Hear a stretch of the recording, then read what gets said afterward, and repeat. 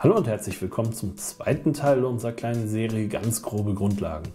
Wer den ersten Teil nicht gesehen hat, der findet hier unten einen direkten Link dorthin. Alle Links sind natürlich auch wieder wie immer in der Beschreibung. Heute sind Fernsteuerungen unser Thema. Ohne die hätten wir keine Möglichkeit, unsere Modelle auf Distanz live zu steuern. Außerdem ist die Fernsteuerung auch oft noch der teuerste Teil unserer Modelle, sodass es hier besonders gilt, Fehler zu vermeiden. Die Auswahl ist groß, wie man hier sieht. Es gibt reichlich unterschiedliche Fernsteuerungen, sogar ganze erweiterbare Fernsteuersysteme. Auch hier gilt also, dies ist nur eine ganz grobe Grundlage, sozusagen eine erste Orientierung für Einsteiger.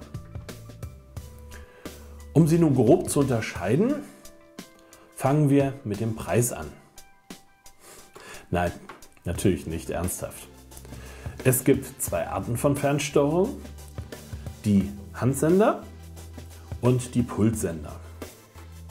Für diejenigen, die viele Funktionen benötigen oder die lange mit ihrem Modell unterwegs sind, empfehlen sich eher die Pulssender. Für die, die es nicht so schwer und unhandlich mögen, die Handsender. Beide Senderarten gibt es mit 4 möglichen Sendefrequenzen, 27, 35 und 40 MHz sowie auf 2,4 GHz. 35 MHz ist den Modellfliegern vorbehalten. Dort haben Frequenzüberschneidungen auch die gravierendsten Folgen. Das Flugzeug wartet schließlich nicht in der Luft.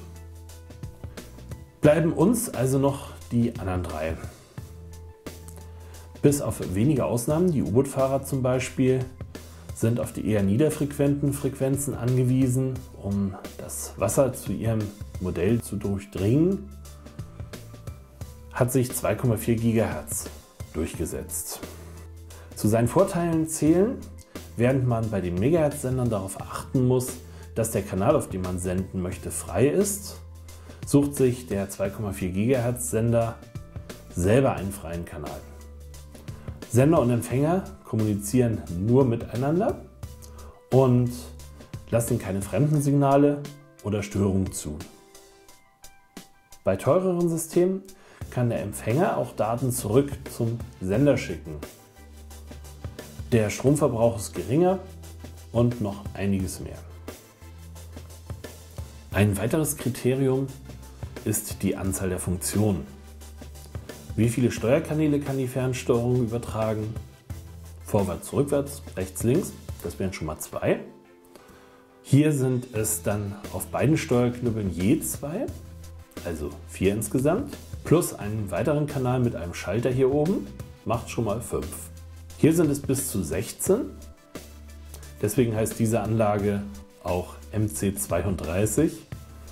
Manche Hersteller zählen nämlich vorwärts und rückwärts, rechts und links als 2 Funktionen, obwohl sie eigentlich auf einem Kanal jeweils liegen.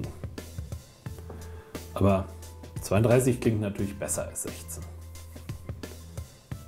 Und wenn das dann auch noch nicht reicht, gibt es noch die Möglichkeit, auf einem Kanal mehrere Funktionen zu übertragen.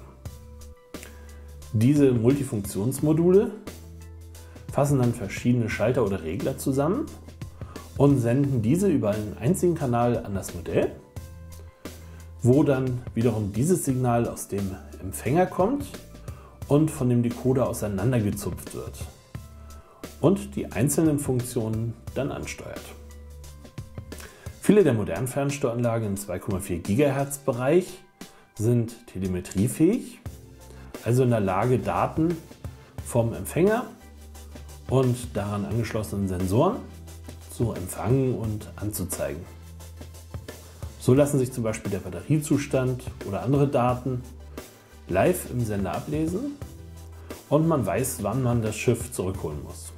Für fast alle Fernsteuerungen lassen sich die Empfänger auch einzeln dazu kaufen, sodass man ohne viel Aufwand eine Fernsteuerung für viele verschiedene Modelle nutzen kann. Es lohnt sich also, da etwas gründlicher nachzudenken, welche Anlage mit welchen Funktionen man sich zum Einstieg kauft oder wünscht. Ich hoffe, diese ganz grobe Übersicht hat euch weitergeholfen. Wenn jetzt mehr Fragen als Antworten aufgekommen sind, dann schreibt sie in die Kommentarbox und ich werde sie dann beantworten. Und ihr wisst ja, wenn es gefallen hat, freuen wir uns über einen Daumen hoch. Nächste Woche erscheint nicht Teil 3, sondern aus aktuellem Anlass. Wir hatten die Modellbau Schleswig-Holstein. Ein Clip einer neuen Art, Autos ferngesteuert um die Ecke zu bewegen. Freut euch auf die Drifter. Der Link, sobald online gestellt, erscheint dann auch hier unten sowie in der Beschreibung. Und glaubt mir, es lohnt sich. In der Woche darauf kommt dann Teil 3, der Blick unter das Deck der Comoran. Wer die Comoran noch nicht kennt, der kann schnell nochmal auf diesen Link hier klicken und sich schon mal ein Bild des kleinen Tonnenlegers machen. Vielen Dank fürs Zuschauen und bis zum nächsten Mal.